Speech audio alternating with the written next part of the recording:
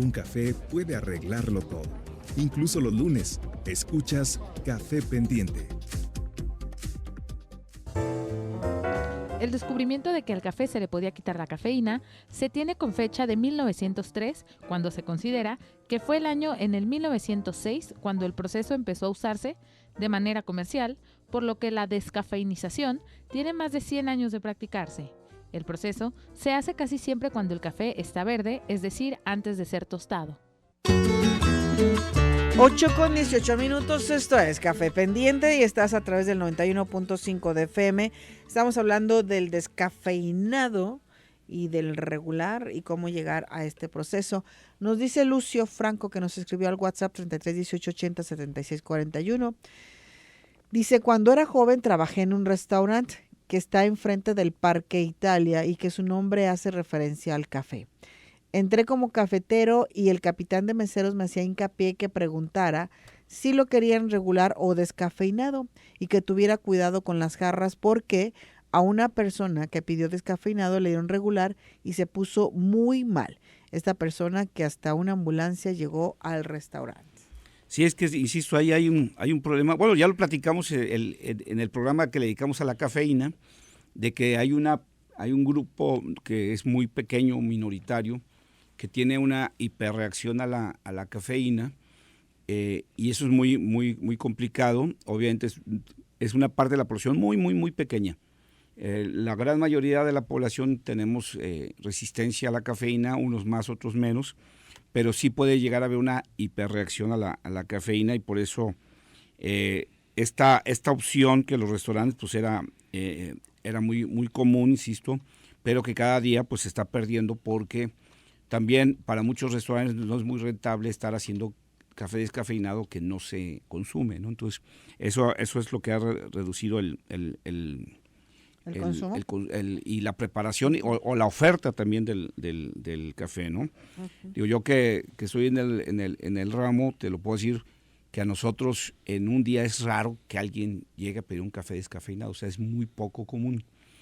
Sí hay gente que nos... ¿Y si tienen ahí? Sí, hay gente que nos compra en grano y molido para llevar a su casa, pero como bebida es muy raro que alguien pida un café descafeinado. Normalmente sí se lo llevan a casas u oficinas para prepararlo ya, pero como oferta ya en las cafeterías cada vez es menos, por lo que dije hace rato, que el consumo está disminuyendo. Y hay un dato que se dijo ahorita en la cápsula que a mí me parece muy relevante, porque también de pronto pensamos que el café descafeinado es algo moderno, ¿no? No, y señalaba la cápsula que hay dos fechas que se marcan como claves en el proceso de descafeinización del café. Uno es 1903 y el otro es el 1906. 1903 realmente lo que marca es el descubrimiento de algo, ¿no? Hubo un empresario alemán que fue de los grandes introductores del café a Alemania, de nombre Ludwig Roselius, y él descubre el café descafeinado de pura suerte, dado que en un lote, en un cargamento de café que estaba recibiendo en su empresa en Alemania, en Brenner, se dio cuenta que el café se había inundado la bodega del barco donde iba su café, y el café había estado en contacto con el agua de mar durante días. Al revisar el café, se dio cuenta que el café no había perdido aroma ni sabor, pero sí había perdido su contenido de cafeína. Entonces, ¿Pero cómo se dio cuenta de eso? Porque a la hora de probarlo, como era, él era un gran empresario del café, fue un gran comerciante del café, entonces tenía mucho conocimiento del café. A la hora que ven el café que viene empapado por el agua de mar, se ponen a revisarlo, a secarlo y a probarlo, y entonces dicen, bueno, pues de sabor y aroma no está mal, el problema es que no tiene mucha cafeína. Y entonces ahí se le ocurre a él pensar que ese lavado que había tenido con el agua de mar, algún elemento del agua del mar pudo haber servido como solvente para lavarle la cafeína, por así decirlo, y a partir de ahí pone a todos sus empleados, porque era una empresa muy grande la que él tenía, a buscar fórmulas para lavarle, por llamarlo de alguna manera, la cafeína al grano, porque en aquel tiempo ya había personas que tenían esa sobrereacción a la cafeína normalmente, y entonces empiezan a hacer pruebas con diferentes solventes, y al final de cuentas llegan a la conclusión que el benceno es el mejor solvente para la cafeína, y durante muchos años se usó el benceno para la eliminación de la cafeína, hasta que la Organización Mundial de la Salud clasificó el benceno como un elemento cancerígeno, y entonces se retiró el uso del benceno y se empezaron a usar otro tipo de solventes. Pero fue, digamos, por pura suerte que se descubre el proceso. Ya en 1906, el propio Roselius ya empezó a sacar como una línea comercial su café descafeinado ya hecho a propósito en un método desarrollado por él y por su empresa. Entonces estamos hablando de 114 años que existe el café descafeinado en el mundo. O sea, no es un producto moderno, no es un producto nuevo, tiene más de un siglo de existir, y a pesar de todo esto, digamos, durante muchos años el proceso fue prácticamente el mismo. O sea, ¿cuál es el proceso de lavado con solventes?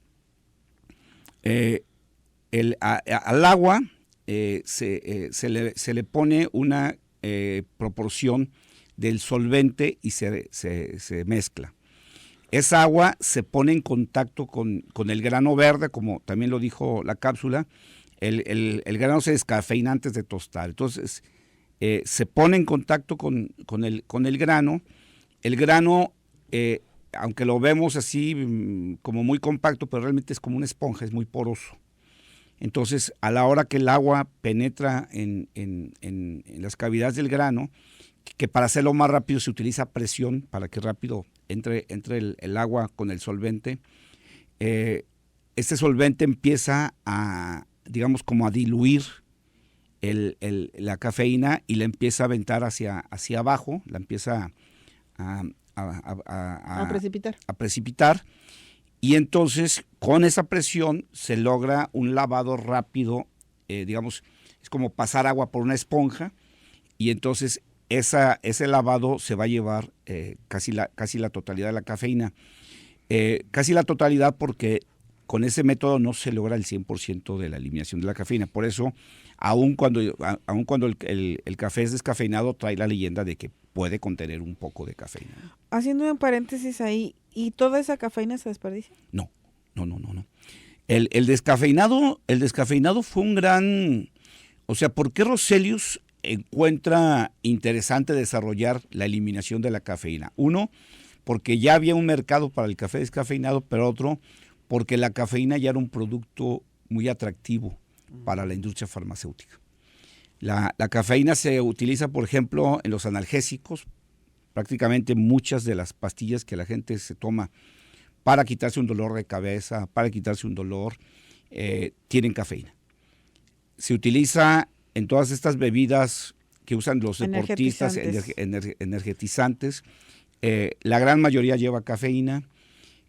O sea, el uso industrial de la cafeína es enorme, el uso farmacéutico es enorme, entonces tiene un gran potencial comercial la cafeína. Entonces, ahí digamos que sacas dos productos, el café que vas a vender sin cafeína y por otro lado la cafeína que tiene un gran mercado comercial. Hay gente, bueno, no hay gente, hay tés que tienen cafeína. Todo el té tiene cafeína. Cuando nos referimos a la planta del té, ¿no? Que comercialmente lo vemos como el té verde, el té negro,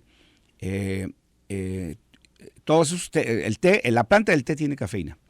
El mate, que se usa en Argentina, tiene cafeína, ¿no?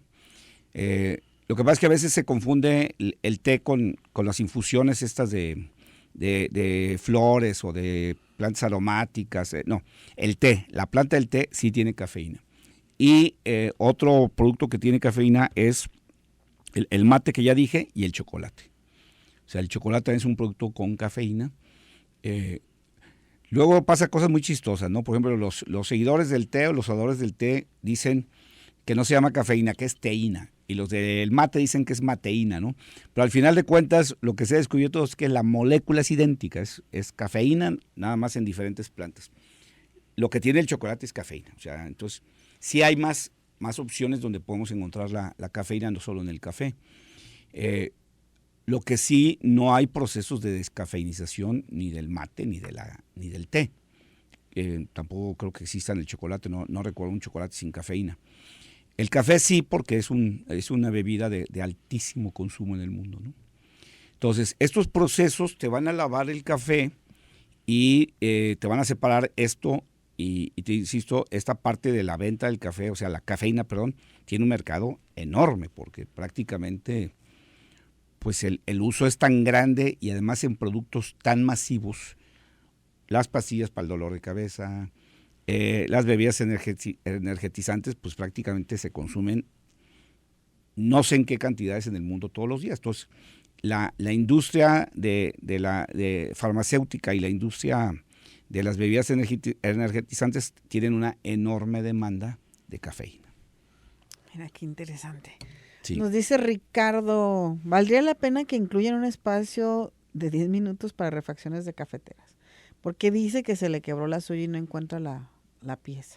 Dile que si te puede mandar en el WhatsApp sus datos y yo mañana lo pongo en contacto con un técnico para ver si la pieza se puede conseguir. ¿Que manda una foto de la cafetera? Okay. Una foto de la cafetera. Sí, que mande el modelo.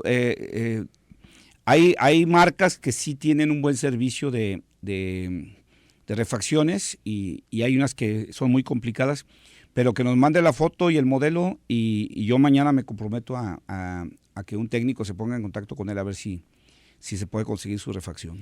A ver, Ricardo, así que escríbenos, mándanos una foto, el modelo de tu cafetera y el señor Gilberto Pérez Castillo nos va a ayudar a conseguir quien te la repare. Porque también, a veces qué tan caro sale reparar y que tan mejor es comprar una nueva. Mira, cada marca tiene sus cosas.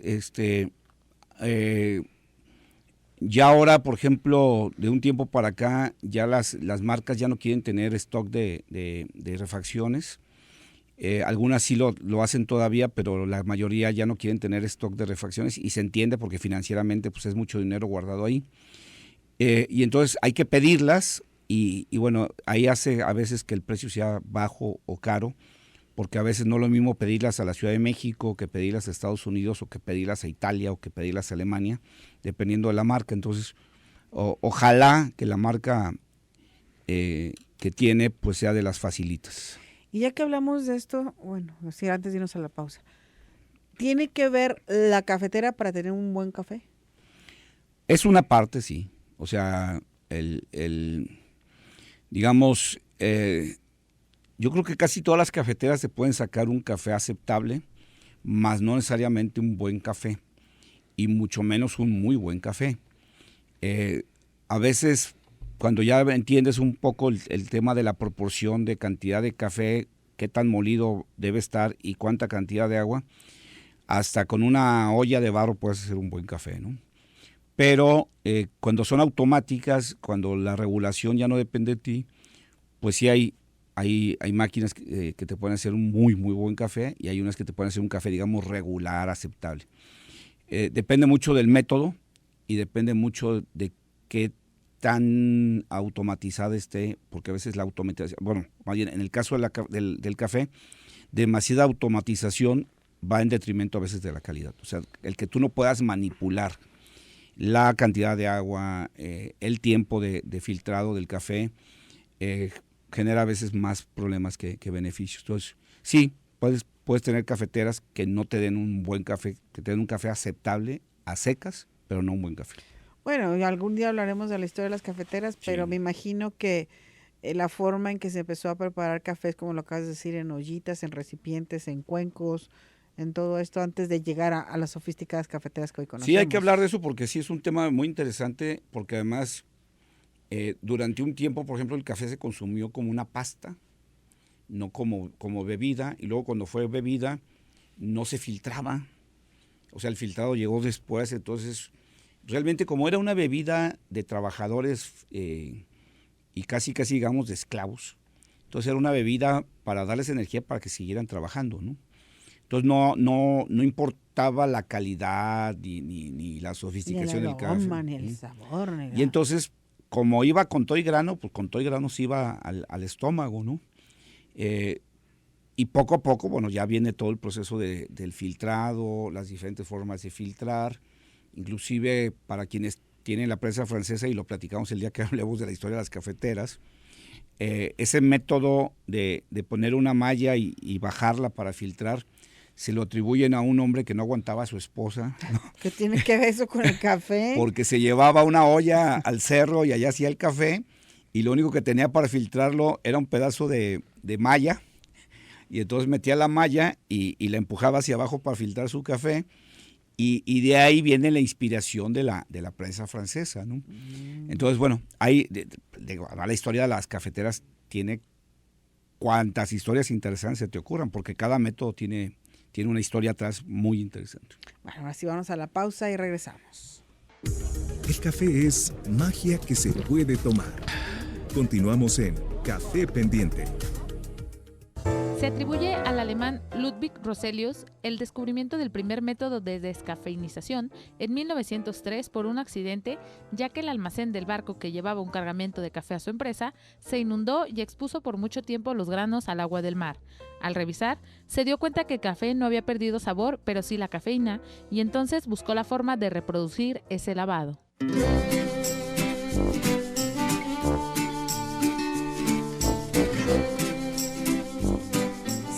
6 de la tarde, ¿qué tal? No, por mí no pasa el tiempo, son las 6 apenas.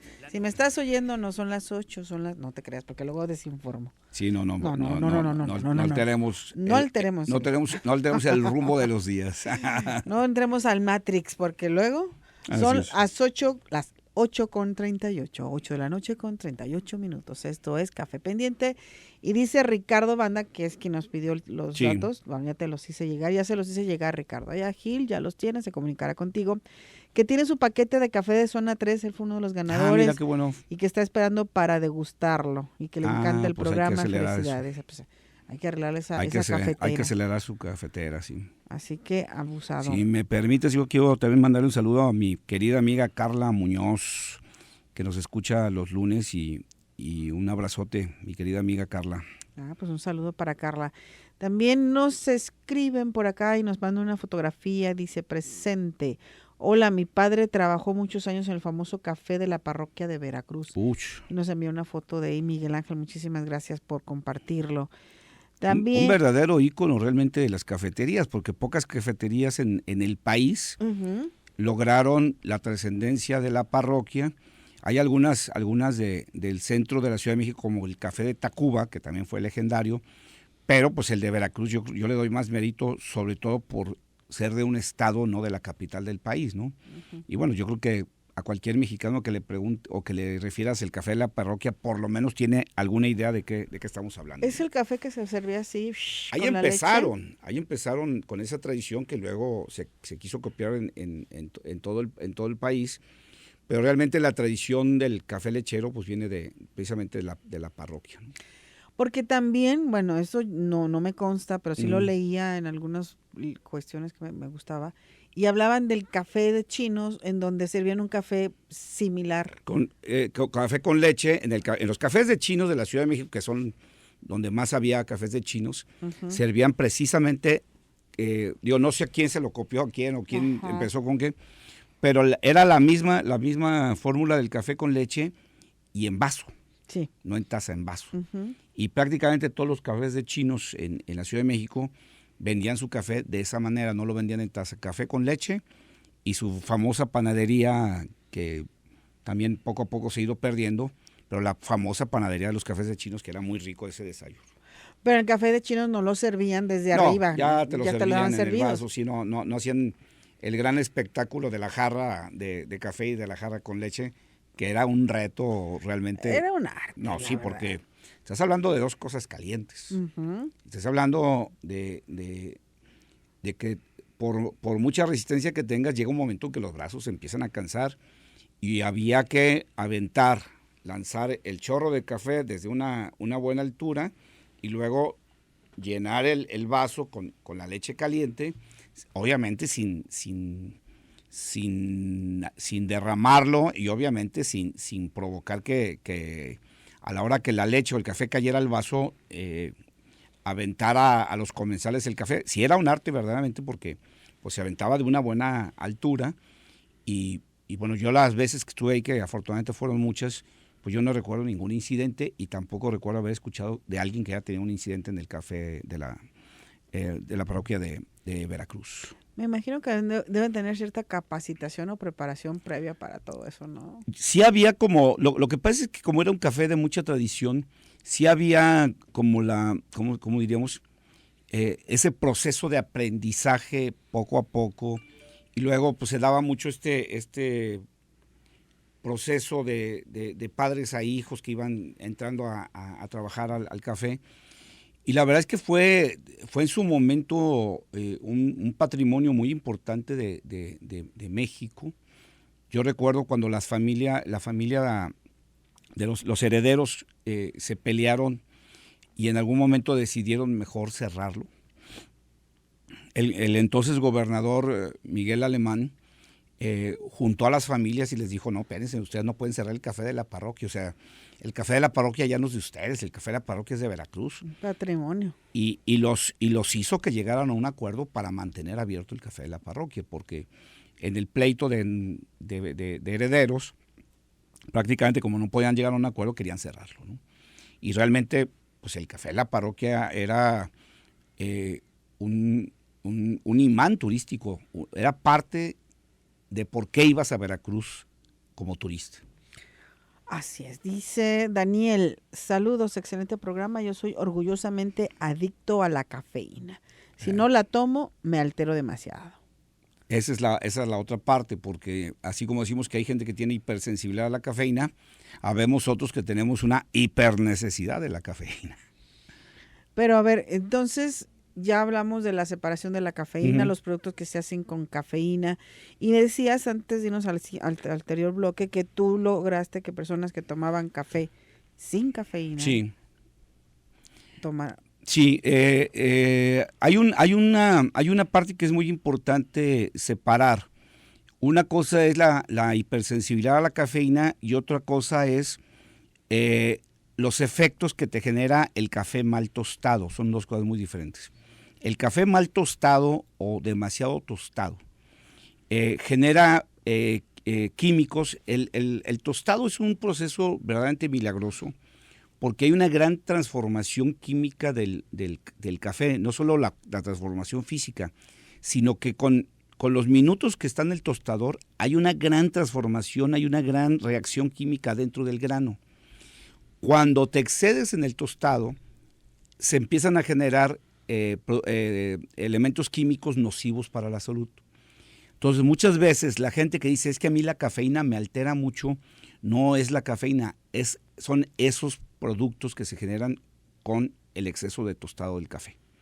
Entonces, mucha gente, después de haber probado cafés mal tostados, dice, no, pues a mí la cafeína me hace daño y mejor ya no tomo, ¿no?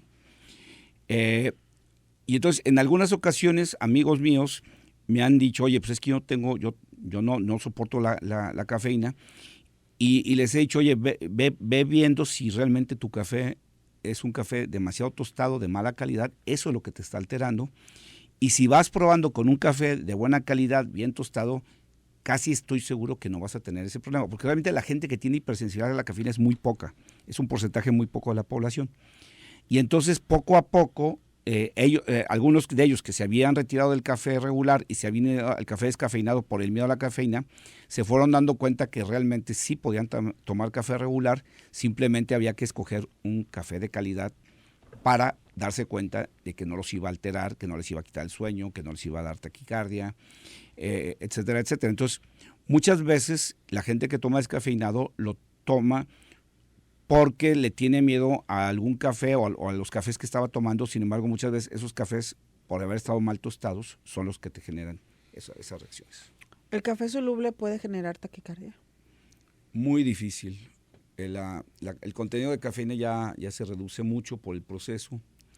Es un proceso demasiado agresivo, o sea, El café se somete a un proceso muy agresivo porque primero se calienta a temperaturas más altas de lo aceptable para que el café se mantenga bien, y luego de ahí se pasa a un proceso de congelación también muy abrupto.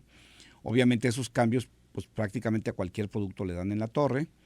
Entonces el café soluble pues prácticamente ya perdió aromas, sabores y pierde mucha cafeína por ese proceso. Entonces, ¿qué se toma uno cuando consume café soluble?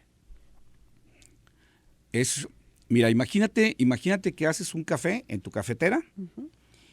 Ese café lo pones a calentar a mucha temperatura, que acaba obviamente evaporándose, y luego ese vapor, obviamente a través de un tubo, no la olla abierta, de un tubo, lo vas a pasar a un tanque que tiene una fuerte presión y muy baja temperatura. Entonces lo avientan como brisa, y a la hora que se somete al frío y a la presión, se genera un proceso con el que ahora, por ejemplo, se usa mucho para las verduras, que lo congela y lo seca a una velocidad impresionante. Entonces, lo que hace es secar ese vapor y hacerlo que se vaya acumulando como copos de nieve, pero seca. Por eso es tan vaporoso. Por eso tiene esa forma, ¿no? Eso cae y bueno, eso es lo que te tomas. Pero obviamente el proceso ese no te genera copos regulares. Y entonces, para que se vea bonito en el frasco, pues se le agrega color artificial, Uh-huh. ¿Sabor? Conservador, porque obviamente lo que no quieren es que con la humedad se empiecen a pegar los copos y se haga una pasta negra espantosa, y se le agrega sabor. Entonces, por eso yo lo digo de esta manera: prepárate un café soluble, cierra los ojos y huélelo con mucha conciencia, y te vas a dar cuenta que huele a algo, pero no a café. Con esto vamos a la pausa porque ya tenemos algunas preguntas que nos llegan a nuestro WhatsApp 33 18 80 76 41. Este programa se llama Café Pendiente, lo puedes escuchar todos los lunes de 8 a 9 de la noche con el señor Gilberto Pérez Castillo, que es socio de Taller de Expreso, y con su servidora Laura Mora. Vamos a la pausa, Gui. Vamos, regresamos. Sigue este Café Pendiente en @Zona 3 Noticias. Regresamos. Actualmente, los procesos utilizados para la descafeinización son seguros para la salud y están revisados y autorizados desde hace décadas por las agencias protectoras de la salud como la FDA, y hasta ahora no existe un método que asegure la eliminación total de la cafeína en el café, aunque sí, su reducción llega a ser casi completa. 8:53, estamos en el último bloque de Café Pendiente, así que si me lo permites, Gilberto, vamos a darle salida a los comentarios que tenemos. Dice Angélica, ¿es real eso que dicen que existe el síndrome de abstinencia de cafeína? He intentado dejar de tomar café tan seguido y después de 2 días sin café me duele la cabeza y me siento con pesadumbre. Sí hay ese síndrome de abstinencia. Lo recomendable es que si quieres bajarle, a mí no se me ocurre dejar el café, pues, o sea, dejarlo totalmente. Pero si sientes que traes ya un consumo muy alto y quieres reducirlo, sí, lo importante no es hacerlo de una manera drástica, o sea, velo haciendo poco a poco. Si quieres bajar tu consumo, velo haciendo poco a poco. Yo a veces les digo que es más fácil, en lugar de decir, me tomo 5 tazas diarias, me voy a tomar nada más 2, pues a lo mejor te conviene más tomarte 5 medias tazas, para que no sientas que estás dejando de tomar café, pero te sirves en lugar de la taza entera, te sirves media taza y puedes durante el día seguir consumiendo café. Pero sí hacerlo de manera abrupta, en algunas personas sí genera, sobre todo, dolores de cabeza y somnolencia. Ahí está, qué buen consejo. Sí. De medias tazas. Dice Luis Flores, buenas noches, ¿por qué los cafés dan taquicardia o soy yo el problema? No, son los cafés mal tostados. Lo platicamos hace rato. Cuando se exceden en el tueste, generan productos ¿Químicos? Químicos, derivados químicos que son los que te generan la taquicardia y te generan la gastritis. Por eso lo recomendable es no consumir cafés demasiado tostados. El café ya cuando el grano está negro o brilloso, aguas, ese sí te puede causar taquicardia o gastritis. Efraín, buenas noches. ¿Por qué está de moda el café muy tostado? Saludos, Cafetería Regina. No está de moda. Lamentablemente es lo que hemos consumido durante muchos años en México. Sobre todo, ¿te acuerdas que había esas cosas de que el café tiene que ser negro, como no sé qué, como la noche y eso? Realmente el café, cuando está ya negro, cuando está muy tostado, insisto en lo brilloso, porque el café también muy tostado expulsa los aceites del café y entonces se crea una capa muy brillosa. A esos cafés hay que sacar de la vuelta. No se ha podido quitar esa costumbre, poco a poco se ha ido evolucionando a cafés menos tostados. Va a llevar tiempo, pero sí es bueno abrir los ojos y no consumir los cafés demasiado tostados. No. Además ya perdieron prácticamente sabor y aroma. Dice Jesús, saludos, buen programa. ¿El café almacenado mucho tiempo genera también efectos como el del café mal tostado? No, el café tiene varios enemigos que lo hacen es perder aroma y sabor. Fundamentalmente, el café no se echa a perder con el tiempo, nada más lo que te vas a tomar cada día va a ir perdiendo aroma y sabor. ¿Cuáles son los enemigos del café? El aire, la humedad y la luz. Entonces, con el tiempo va a estar en contacto con el oxígeno, con el aire, sobre todo si no está bien empacado. En algún momento puede tener, y me faltaba el calor, ¿no?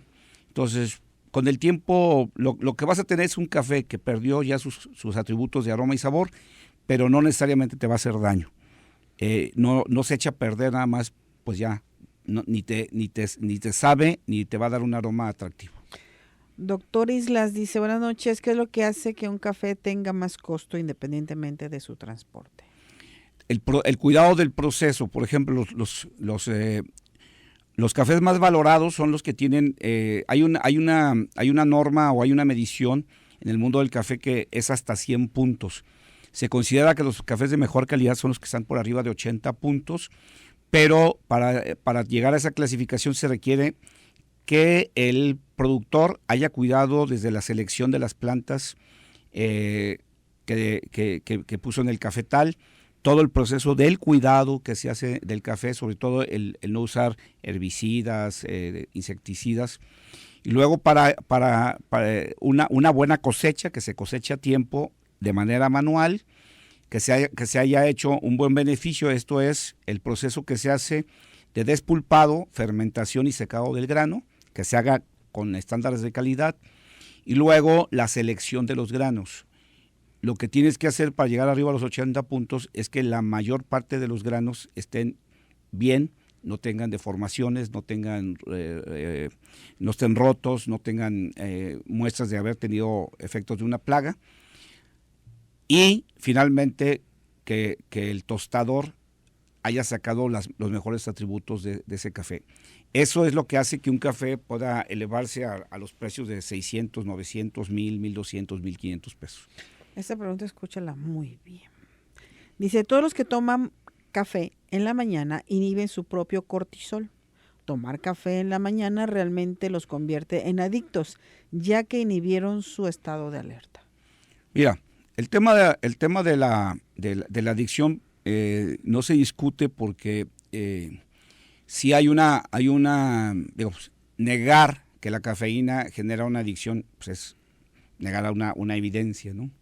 Lo que sí es que tanto la FDA como la Autoridad de Salud en Europa, y alguna vez platicamos aquí, una que es muy estricta, la del Estado de California, han hecho investigaciones muy severas sobre el efecto de la cafeína y todos, prácticamente todos, han concluido que no tiene efectos nocivos en la salud.